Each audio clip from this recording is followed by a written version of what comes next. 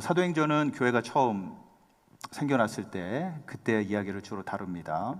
로마가 온 세상을 지배하던 시절이었는데 갈릴리 호숫가에서 몇몇 사람들이 이 기독교를 전파하기 시작한 거죠. 그리고 기독교가 어떻게 다른 민족으로, 언어로, 또 다양한 인종으로 퍼져나가는가, 이 얘기를 다루고 있습니다. 인간으로 태어나신 예수, 완벽한 삶을 살았지만 십자가에 달리신 예수, 또 죽음을 뚫고 3일 만에 부활하신 그 예수, 이 예수를 믿은 사람들이 어떻게 세상을 뒤집어 놨느냐, 자, 이 얘기가 이제 사도행전의 주된 내용이 되겠죠. 근데 오늘 얘기를 보면은 바로 이 아기 예수, 아까 얘기 드렸고, 또 십자가 예수, 또 부활의 예수를 경험한 사람들이 엄청난 기대에 가득 차 있는 게 보입니다. 그게 사도행전 1장 6절에 나오는 거예요. 한번 보시죠. 이렇게 얘기합니다. 주께서 이스라엘 나라를 회복하심이 이때나이까 물어보는 거죠. 지금 제자들이 사실 잔뜩 흥분해 있는 거예요. 그래서 예수님, 우리들은 바로 당신이 천하무적인 거를 보고야 말았습니다. 예수님, 당신이 로마 제국을 물리치는 거죠? 예수님, 당신이 마침내 세계 패권을 차지하는 거죠? 제자들이 생각하는 하나님 나라는 이런 거였어요. 근데 여기에 대한 우리 예수님의 대답이 무엇이냐? 사도행전 1장 8절입니다. 여기 이렇게 나오죠. 예수님 얘기하십니다. 성령이 너희에게 임하시면 너희가 내 증인이 되리라 하시니라. 여러분, 예수님이 이 세상에 오셨어요. 그 다음에 그분이 승리하지 못한 게 없죠. 제압하지 못한 게 없는 거잖아요. 당시에 종교 지도자들 아니면은 정치 지도자들, 그게 누구든지 예수님을 죽이고자 다 그냥 중상모략하고 그래가지고 결국에는 십자가에 달았어요. 그래서 죽었으니까 우리가 이겼다 생각했는데 그분이 죽음을 뚫고 나왔어요. 할 수 있는 건 다 했는데 죽음을 뚫고 나왔으니 이제 손볼 게 없는 거죠. 그것뿐입니까? 예수님이 손가락 한 번만 튀기면은 질병도 그냥 낫는 거고, 또 귀신도 물러나는 거고요. 또 폭풍우도 그냥 잠잠해지는 겁니다.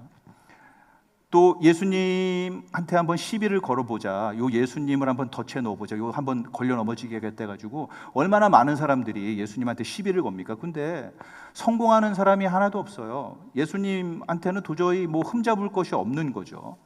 말 그대로 천하무적인 겁니다. 그러므로 이 제자들이 이걸 다 봤잖아요. 그리고 예수가 누군지 만약에 다 완전히 이해한 사람이라면은 이런 질문을 던지는 게 당연해 보입니다. 예수님이 이제 당신이 움직일 때입니다. 당신이 세상을 바로잡을 때입니다. 이거죠. 그런데 예수님이 뭐라고 얘기하시냐? 네가 해라 이거죠. 네가 세상을 바로잡아라 이거죠. 네가 세계를 제패해라 이거죠. 네가 세상을 뒤집어라 이거란 말입니다. 요 말씀을 하시면서 일어나는 일이 뭐냐? 사도행전 1장 9절입니다. 이 말씀을 마치시고 그들이 보는데 올려져 가시니 구름이 그를 가려 보이지 않게 하더라. 바로 승천이라는 사건이 있었다는 거예요. 여러분, 사도행전의 이 저자가 누가라는 사람입니다. 아실 거예요. 그다음에 이분이 성경에서 이제 책 2권을 썼습니다. 하나는 누가복음, 하나는 사도행전 되겠죠.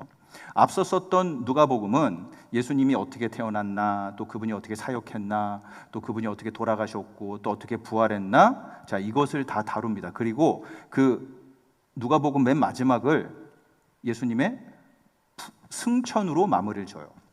그리고 아까 말씀드렸듯이 사도행전은 이 교회를 통해서 얼마나 엄청난 하나님의 일이 세상으로 퍼져나갔나, 이 강력한 교회가 어떻게 생겨났으면 어떻게 활동했었나, 자, 이런 것들을 보여주는데 이 사도행전의 맨 앞도 바로 승천으로 시작이 되는 겁니다. 오늘 보셨죠? 자, 다시 말해서 이렇게 엄청난 예수 그리스도의 공로가 있습니다. 그리고 여기 엄청난 교회의 능력이 있는데 바로 이 두 가지를 결합해주는 이 놀라운 사건이 뭐냐? 이게 이제 승천이라는 거죠. 여러분, 예수님에 대해서 얼마나 많이 들어왔습니까? 얼마나 배워왔어요? 그러므로 그 예수님에 대해서 얼마나 많은 기대를 갖고 있습니까? 근데 여러분, 지금까지 배웠던 것, 들었던 것, 기대했던 것, 그게 무엇이든지 그게 전부 다 나에게 사실이 되도록 하기 위해서는, 다시 말해서 승천이 뭔지 알아야 된다는 거예요. 그 모든 것이 그냥 내가 배운 것, 내가 들은 것, 내가 믿는 것으로 끝나지 않고 내가 경험할 수 있는 것으로 연결될 수 있도록 일어난 사건, 바로 그게 승천이라는 거죠. 그 R.C. 스프라울이라는 분이 있어요. 미국 분입니다. 신학자인데 이분이 옛날에 60년대에 미국 분이지만 네덜란드에 가서 공부를 했다고 그래요. 얼마나 어려웠냐. 이분 이제 본인 얘기하는 게 일단 언어도 어려웠고, 그 다음에 공부할 내용도 너무 많았고, 그다음에 보고서 낼 것도 엄청나게 많고, 재정은 힘들고, 교육 시스템은 다르고, 문화도 다르고, 음식도 안 맞고, 자, 너무나 모든 게 힘들었다고 해요. 그래서 이분이 내가 과연 목회를 계속 해야 되나? 여기서 굳이 이 학위를 따야 되나? 이걸 계속 해야 되나? 자, 이런 회의, 다음에 의심 가운데 그래도 근근히 버텨 나가던 어느 날, 이분이 이제 승천에 대한 강의를 듣고 승천을 연구하던 시절이 있었다고 해요. 근데 그분이 자신의 그 책에서 뭐라고 하냐면은, 내가 승천의 강의를 듣고 보고서를 준비하면서 공부하던 바로 그날 어느 순간 새벽 3시까지 잠을 들 수 없었다. 네덜란드 암스테르담 거리를 돌아다니면서 나는 계속 외쳤다. 예수가 승천했어. 예수가 승천했어. 그리고 나는 그전과는 다른 삶을 살 수밖에 없었다. 여러분이 이렇게 얘기하는 겁니다. 우리가 항상 고백하는 게 있죠. 하나님 우편에 앉아 계신다라고 얘기 나오죠. 올라갔다고 하나님 우편에 앉아 계시다가 저리로서 산자와 죽은 자를 심판하러 오시리라. 우리가 고백한단 말이죠. 저 하늘에 오르사 전능하신 하나님 우편에 앉아 계시다라는 우리가 항상 하는 그 고백이 어느 순간 새롭게 다가올 때, 그것이 능력으로 깨달아질 때, 여러분 그 전과는 똑같이 살 수가 없다라는 그런 얘기가 되겠어요.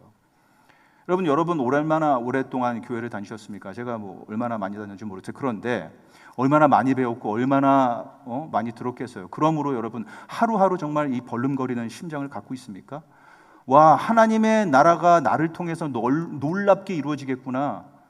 하나님이 나를 통해서 놀라운 일을 펼치시는구나. 이런 두근거리는 심장이 있습니까? 망가져 있는 세상을 보는 새로운 시각을 가졌거나, 아니면 저기 상처받은 어려운 영혼들에 대한 그 긍휼의 마음이 생긴다거나, 여러분 이런 변화를 한번 경험했냐는 거죠. 아니면 그래, 예수 승천했겠지, 뭐 나쁜 일은 아니야, 잘된 일인 것 같아, 이러면서 그냥 여러분 어플에서 유튜브 애플 열어가지고 그냥 동영상 보면서 그냥 수다 들으면서 그냥 드라마 보면서 낄낄거리고 원망하고 비웃고 거기서 냉소적이 되고, 여러분 그냥 그렇게 지내시느냐 이거죠. 여러분 오늘 분명히 얘기합니다. 예수가 승천했다는 거예요.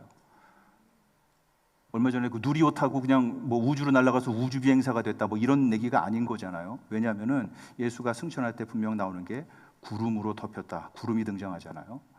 여러분 구름 아시죠? 출애굽기 때 불기둥, 구름 기둥으로 우리 하나님께서 함께 하시는 거예요. 여러분 성막에 우리 하나님이 임재하실 때 그 짙은 영광의 구름이 들어오는 거죠. 여러분 신의 산에 우리 하나님의 임재에 그 영광의 구름이 거기에 그냥 덮이는 거예요. 여러분 예수가 지금 승천을 했다는 게 바로 이런 얘기입니다. 여러분 그렇다면은 이 승천을 이해했을 때에 어떤 변화가 일어나냐 이거죠. 그 변화가 뭐길래 예수님이 네 승천 받지, 자 네가 해, 이런 얘기를 할 수 있냐 이거죠. 그 승천이 뭐였길래 그 알시 스프라울은 예수가 승천했어로 여러분 새벽 3시까지 암스테르담을 돌아다녔냐 이거죠. 그래서 오늘 이 승천에 대해서 우리 한번 배워보도록 할게요. 얼마나 더 많이 갈 수 있을지 모르겠지만 사실 갈 수 있는 만큼 최대한 가보겠습니다. 첫 번째 포인트로 제가 얘기 드리고 싶은 건 뭐냐면은, 예수 승천은 좀 어려운 얘기긴 한데 우주적인 임재다, 이렇게 얘기 드릴게요. 물리적인 제약을 초월한 그분과의 아주 친밀한 관계가 어디서나 가능하다, 이 얘기예요. 예를 들어서 이거죠. 세종대왕이 15세기 초반 인물이잖아요. 1397년인가에 나와서 1400 몇 년에 돌아가셨어요. 그러면 이제 그분을 만나려면은 우리가 550년 시간을 뒤로 돌려야 돼요. 그리고 그분이 활동하던 데가 당시 한양인일 테니까 우리는 또 글로 가야 된다는 얘기죠. 다시 말해서 그분을 만나려면은 시간, 그다음에 공간, 이게 맞아 떨어져야 된다는 얘기입니다. 그런데 예수가 승천했다는 건 뭐냐? 특정한 시간과 공간의 제약을 받지 않고 예수를 만날 수 있게 됐다, 이런 얘기예요. 예수가 승천했다는 건 뭐냐면은 공간과 시간을 지배하시는 자리로 올라갔다, 이런 얘기죠. 이런 부분을 예수님 본인도 직접 얘기합니다. 그리고 이 승천을 다루는 신학자들이 놓치지 않는 본문이 있는데, 이게 요한복음 20장 17절이에요. 한번 보시죠. 예수께서 이르시되 나를 붙들지 말라. 내가 아직 아버지께로 올라가지 아니했다. 내가 아직 승천하지 아니했다. 나를 붙잡지 말라. 지금 예수님이 이렇게 얘기하는 겁니다. 막달라 마리아가 지금 부활의 예수를 만났단 말이에요. 무덤에 다시는 못 볼 줄 알았던 그 예수가 눈앞에 나타났어요. 너무 사랑했으니까 내가 예수님 안 놓칠 거야, 이렇게 얘기하는 겁니다. 여기서 나를 붙들지 말라 할 때 요거 그리스어로 보잖아요. 그러니까 찰싹 달라붙었다는 얘기예요. 아주 그냥 왜 끈끈하게 이렇게 앵겨 붙었다, 뭐 이런 얘기예요. 예수님이 근데 이거에 얼마나 비현실적인지 알아야 된다 얘기하시는 거죠. 뭐 찰싹 달라붙었어, 내가 다시는 안 뺏길 거야 얘기할 때, 여러분 마리아 화장실 안 갈 거예요? 여러분 마리아 밥 안 먹을 거예요? 숟가락 젓가락 잡아야 되잖아요. 여러분 마리아 목욕 안 할 거예요? 자, 그렇게 찰싹 달라붙는 그런 방법으로 예수의 임재를 네가 소유하는 것, 이거 굉장히 비현실적이다, 이런 얘기죠. 그렇다고 해서 예수님이 그러면은 내 몸에 손대지 마, 부정해, 뭐 이런 의미도 아닐 거예요. 왜냐하면은 손대라고 했던 적이 많잖아요. 부활하신 다음에 도마에게도 몸 만져봐라 이거고, 그다음에 예수님이 등장했을 때 귀신 아니야? 놀랬을 때에도 야, 귀신한테 몸이 있어? 확인해봐. 자, 몸 만지고 그다음에 그 몸에 대해서 호기심 갖는 뭐 이런 거는 문제가 안 되는 거예요 지금. 그렇기 때문에 요 본문을 예수님이 어떻게 얘기하시는지 한번 생각해 봐야 되겠어요. 마리아야, 이제 시간과 공간의 제약이 없이 네가 나를 만날 수 있도록 내가 해줄 거야. 내가 승천만 한다면, 아버지께만 올라간다면 그게 되는 거다. 그러면 성령이 너를 찾아올 거고 네 마음 가운데 들어갈 거고, 그리고 내가 네 마음 안에서 항상 너를 만날 수 있는 거야. 언제든지 만날 수 있는 거야. 어디서도 만날 수 있는 거야. 내가 승천만 하면 너 나한테 지혜를 원하지? 너 나로부터 사랑을 원하지? 나한테 인도받고 싶지? 이거 다 네 거야. 언제라도 어느 때라도. 네가 감옥에 들어가도, 네가 아골골짝 빈들에 가도, 네가 음침한 사막의 골짜기를 건너고, 내가 그곳에 있어. 너 이걸 가질 수 있어. 내가 승천만 한다면. 이제 예수님은 영적으로 우리와 무제한적으로 만날 수 있다, 이런 얘기예요. 제가 이제 뭐 하나 얘기를 드릴게요. 우리 어머니 얘기거든요. 뭐 아시는 분은 아실 거예요. 저랑 소그룹 모임이나 뭐 부서에 있던 분들이랑은 같이 기도를 나눴었거든요. 저희 어머님이 지금 70대 후반이신데 한 3, 4년 전쯤에 암이 걸리셨어요. 근데 그게 이제 담도암이었습니다. 담도암이 어떻게 걸리냐면은 요 담도라는 데가 다른 장기에 이렇게 쌓여 있어요. 그래서 거기 암이 있다는 것을 발견하는 순간 그건 무조건 말기라고 했어요. 그래서 진짜 검사했더니 말기였습니다. 뭐 우여곡절 끝에 수술을 받게 됐단 말이에요. 수술 날짜를 잡았습니다.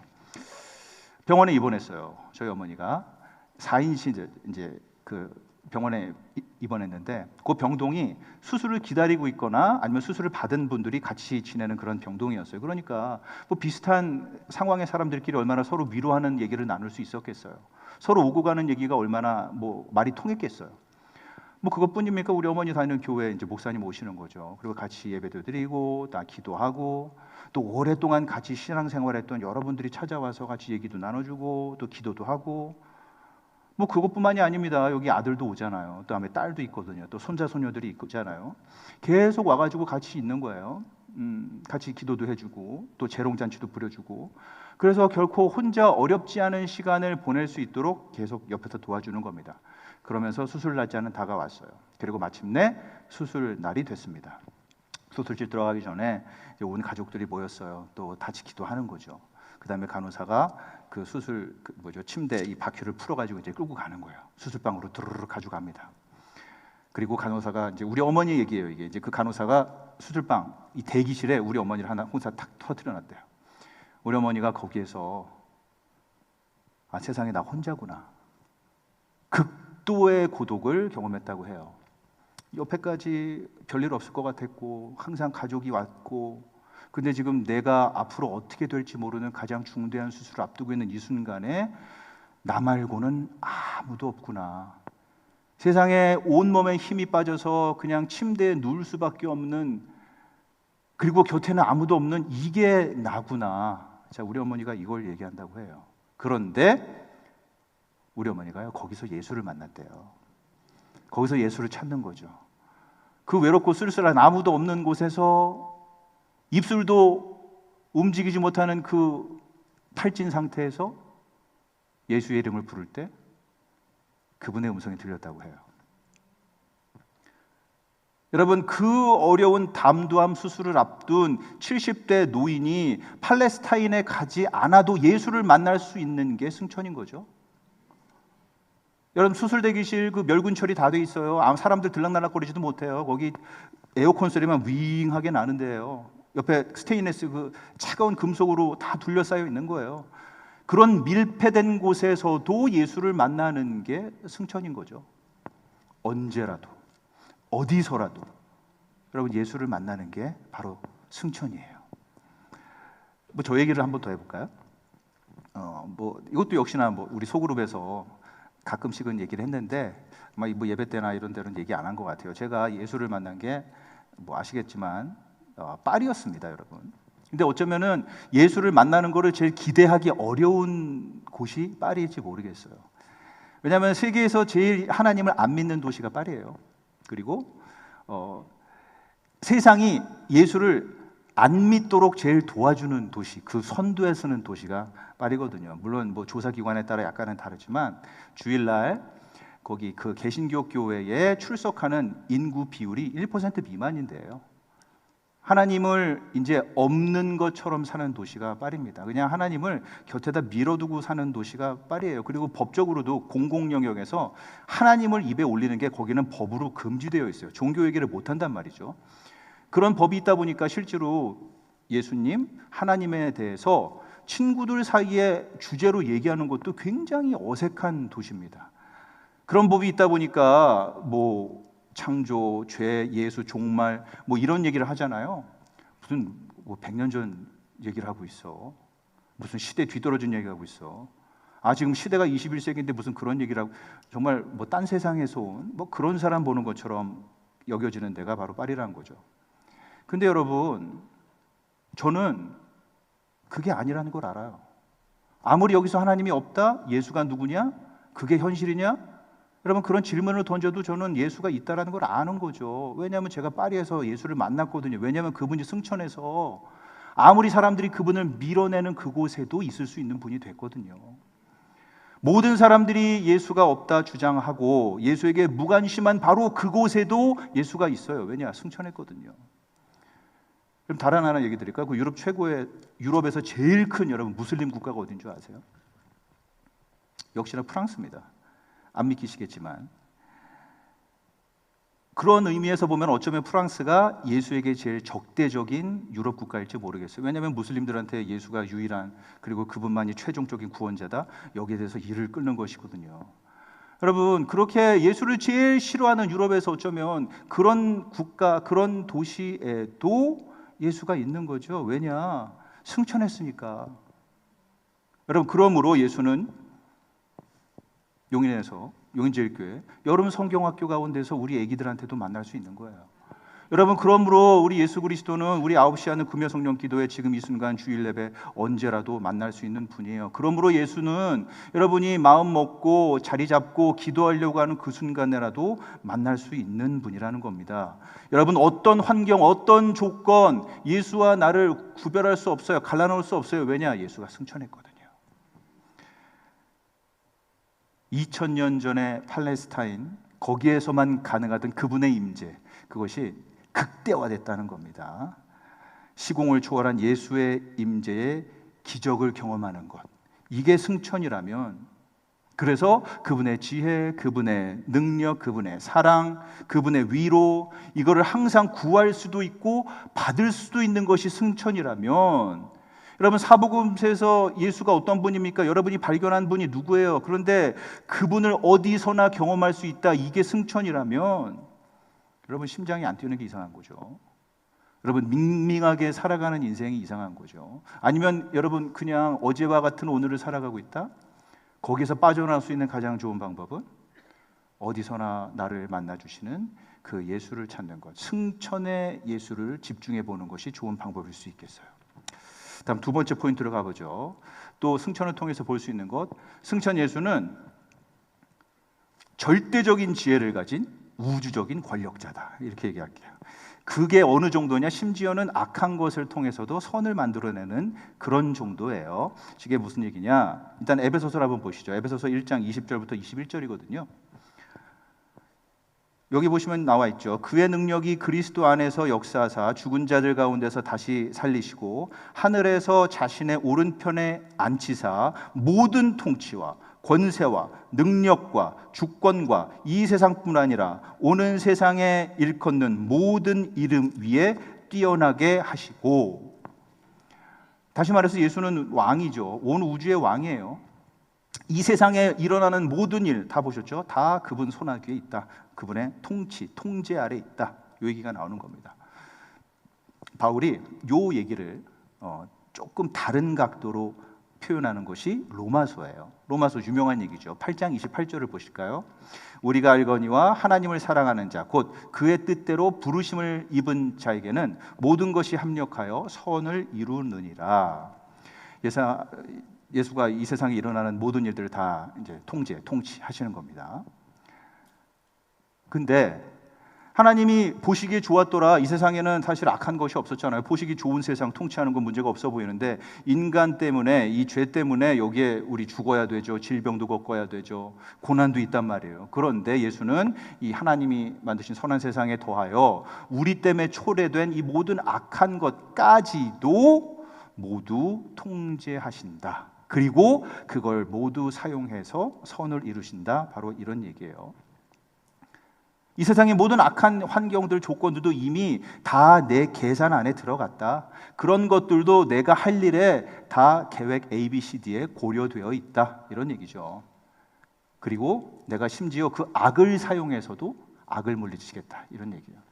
이제 싫어하시죠? 아우, 힘든 일이 생긴다는 거잖아요. 어쨌거나 나를 괴롭히는 일들, 그거 안 경험하면 안 될까요? 근데 여러분, 하나님이 악한 것도 사용하셔서 얼마나 대단한 일을 보이시는지 그게 극명하게 드러나는 게 십자가 아니겠어요? 여러분, 악한 일, 여러분이 상상할 수 있는, 언젠가 제가 한번 말씀드렸는데, 이 세상에서 일어날 수 있는 최악의 경우가 뭘까요? 정말 악한 일. 저는 인간이 신을 죽인 것만큼 악한 일이 어디 있을까 생각이 들어요.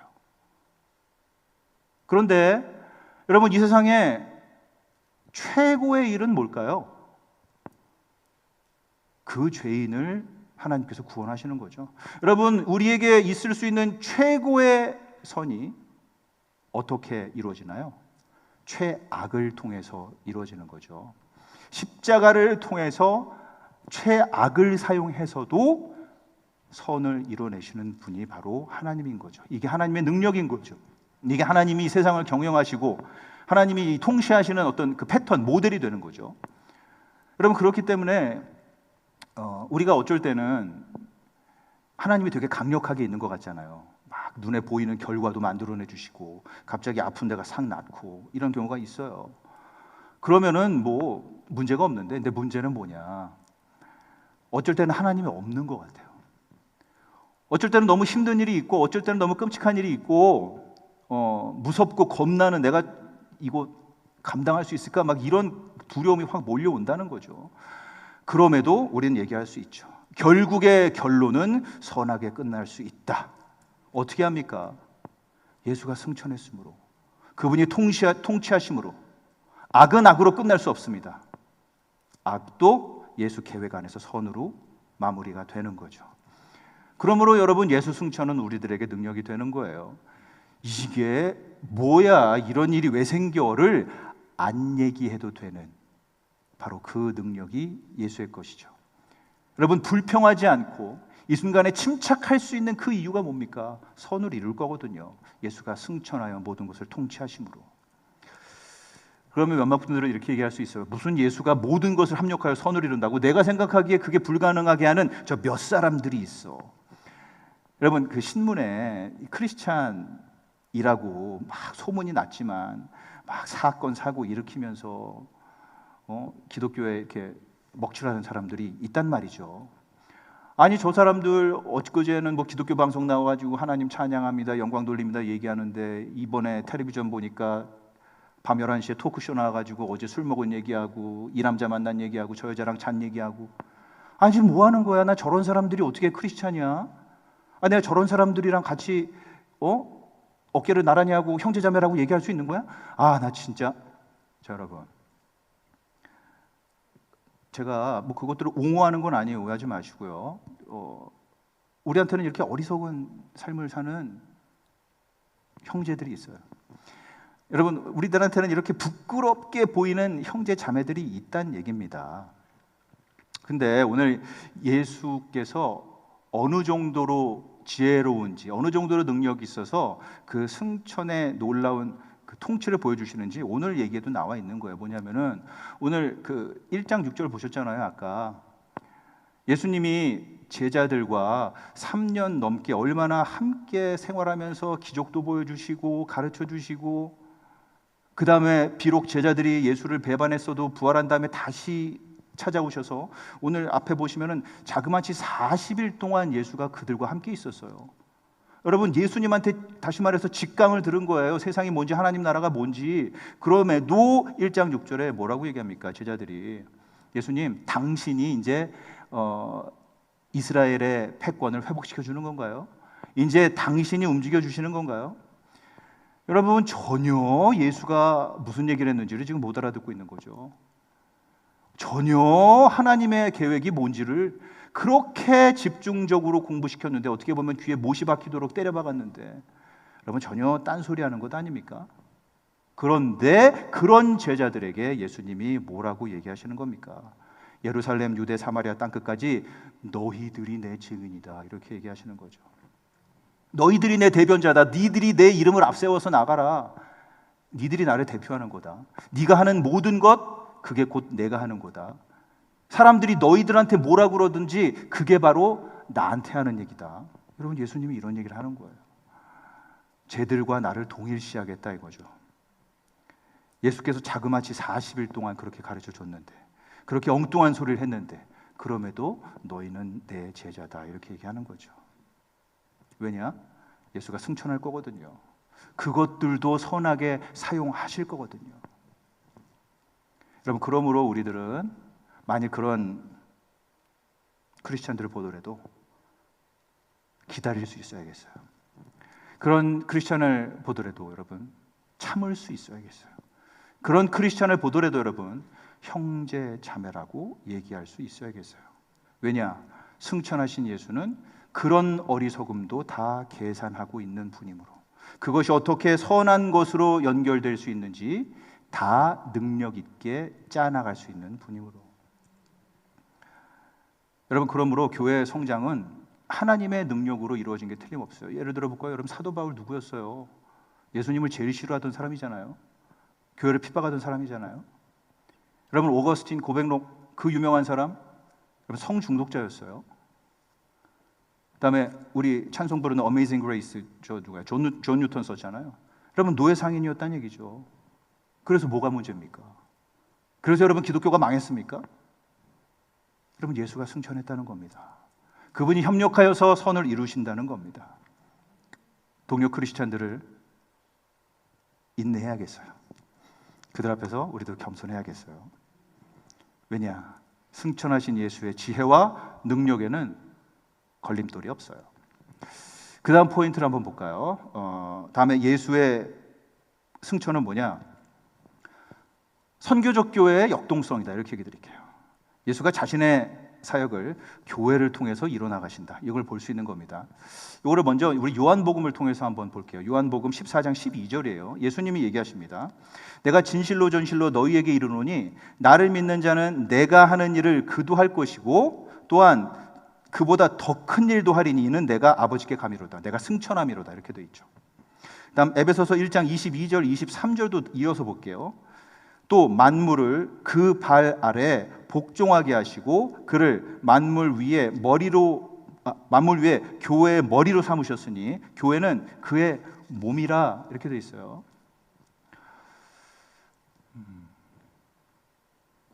제가 이렇게 얘기 드릴게요. 누가가 책을 두 권 썼다고 그랬잖아요. 누가의 책이 오늘 보시면은 맨 처음에 어떻게 되어 있습니까? 1절에 데오빌로요, 내가 먼저 쓴 글을 무릇 예수께서 행하시며 가르치기를 시작하신부터. 그러니까 누가복음이 뭐냐면은 예수께서 시작하신 일, 예수께서 행하신 일, 가르치신 일을 시작부터 기록했습니다, 이렇게 얘기하고 있어요. 자, 그러면은 사도행전이라는 책은 뭐냐? 그 시작하신 예수, 그분의 가르침과 그분의 그 사역의 연속은 어떻게 되고 있느냐를 지금 사도행전에서 얘기를 하고 있는 거죠. 그분이 이렇게 시작했습니다. 그리고 이렇게 마무리됐습니다를 얘기하는 게 아니라 이렇게 시작하신 예수의 일이 과연 어떻게 이어지고 있는지를 보여주겠습니다. 자, 사도행전이 바로 그런 책이라는 얘기입니다.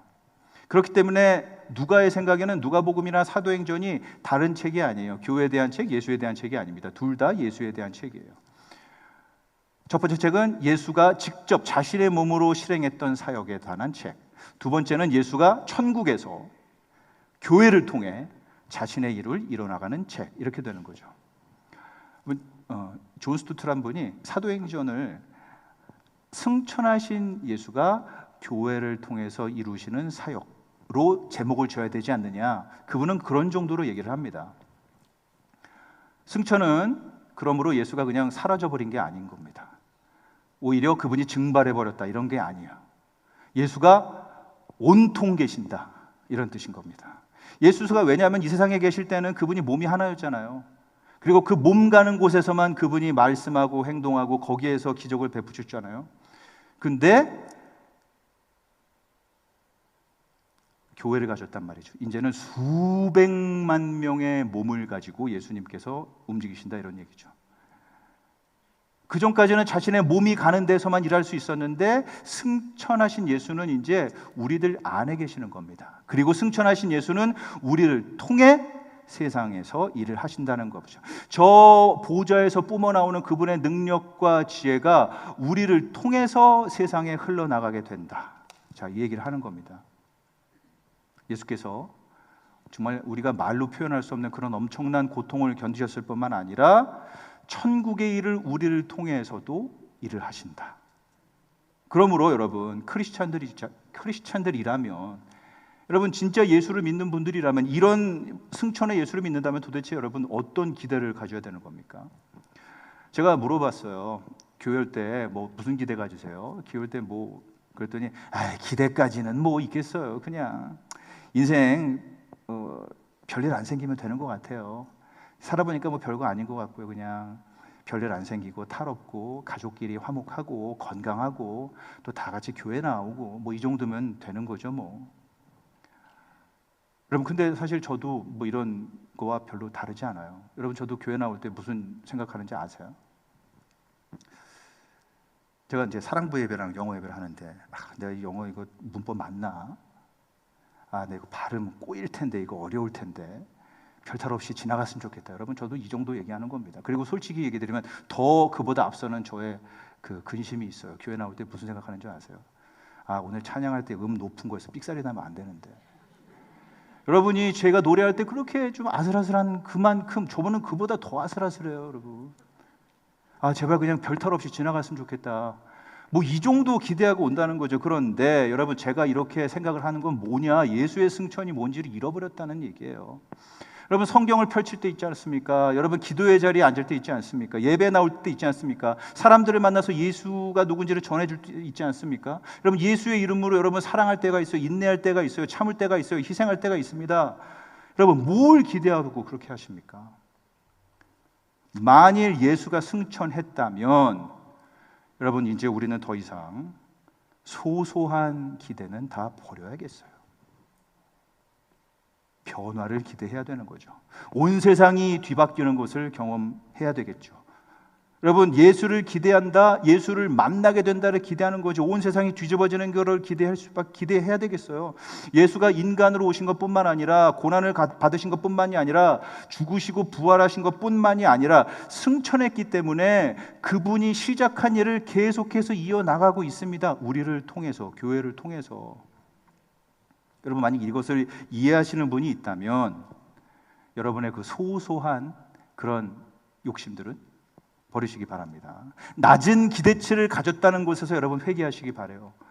내 옆에 건널 수 없는 저 높은 산이라고 그 문제들을 여겼다는 것, 여러분 이런 것들에서 다 회개하시기 바랍니다.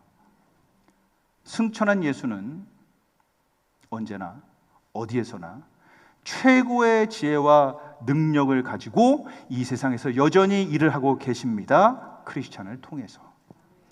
여러분 이 현실을 살아가셔야겠죠. 여러분 이 현실로 들어오셔야겠죠. 여러분 이걸로 마무리를 짓게요. 그 열왕기서 아마 열왕기 하죠. 2장이죠. 거기 보시면은 엘리야와 엘리사 사이에 그 뭐랄까 리더십 그 이양의 그림이 있어요. 구약을 대표하는 선지자, 아니 모든 선지자들을 대표하는 사람이 엘리야거든요. 근데 여러분 엘리야도 사실은 승천했어요. 죽음을 경험하지 않았어요. 하늘로 들어올립니다. 스승은 엘리야예요. 그리고 이 스승을 뒤따라야 할 사람이 엘리사입니다. 근데 엘리사가 어떤 일을 경험하느냐? 승천하는 엘리야를 봤더니 엘리야의 영에 2배를 받았다 이렇게 돼 있어요. 2배를 받았어요. 여러분 구약에 대표하는 엘리야 물론 성경에 나와 있지만 그 대표자보다 어쩌면 2배 더 강력한 2배 더 풍성한 그런 하나님의 능력을 경험하고 또 그런 일을 펼쳐 나갔다. 바로 이거죠. 왜 그렇게 됐습니까? 어느 순간에 그렇게 됐습니까? 여러분 엘리야의 다른 50명의 제자들은 승천의 모습을 볼 수 없었지만 엘리사는 봤거든요. 여러분 승천인 거였죠. 예수님이 오늘 조금 전에 그 얘기를 하시는 겁니다. 나를 믿는 자가 있느냐? 내가 해오던 일을 그들도 할 뿐만 아니라 나보다 더 큰 일을 할 것이다. 왜냐? 내가 아버지로 가기 때문에, 내가 승천하기 때문에. 여러분 그러므로 예수 그리스도의 승천을 이해하시는 분들이 되길 바랍니다. 이로 말미암아 예수님의 일들을 고스란히 물려받는 것뿐만 아니라 그 예수의 일을 더 강력하게 해내는 그 사람들이 바로 여러분들 되시기를 승천을 이해함으로 바로 예수 그리스도의 이름으로 축원합니다.